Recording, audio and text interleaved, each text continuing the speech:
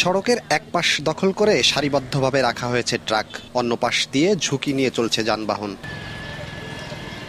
গোপালগঞ্জ শহরের শেখ রাসেল শিশু পার্কের সামনের সড়কের লোকনাথ মন্দিরের সামনে থেকে গোল চত্বর পর্যন্ত গড়ে তোলা হয়েছে ট্রাক স্ট্যান্ড।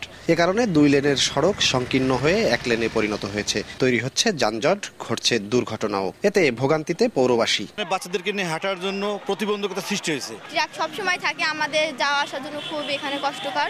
এইগুলো থাকার কারণে আমাদের এখানে যানজটের সৃষ্টি হয় এবং আমাদের চলাচলের জন্য খুবই অসুবিধার সম্মুখীন হতে হয়।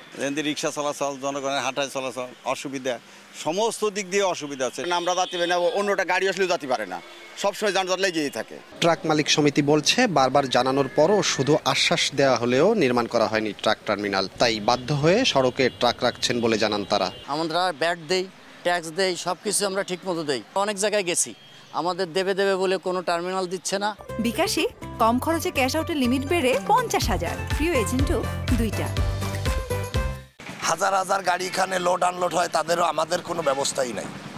আমরা খুব অসুবিধার ভিতরে আছি। গোপালগঞ্জে অতি তাড়াতাড়ি একটা ট্রাক টার্মিনাল দিলে আমাদের ট্রাকগুলো রাখার এবং শ্রমিকগুলো বিভিন্ন জায়গাতে টিপ মারে এসে সেখানে বিশ্রাম করার জন্য একটা সুবিধা হয়। সংকট সমাধানে শিগগিরই টার্মিনাল নির্মাণের আশ্বাস জেলা প্রশাসকের। মালিক সমিতির সাথে আলোচনা করে সুবিধাজনক শহরের সুবিধাজনক জায়গায় আমরা ট্রাক স্ট্যান্ড করব, যাতে শহরের এই যত ট্রাক পার্কিং কারণে কোনো যানজটের সৃষ্টি না হয়। ট্রাক শ্রমিক ইউনিয়নের তথ্যমতে গোপালগঞ্জে প্রায় 500 ট্রাক, লরি ও কাভার্ড ভ্যান রয়েছে। জয়ন্ত শিরালী, সময় সংবাদ, গোপালগঞ্জ।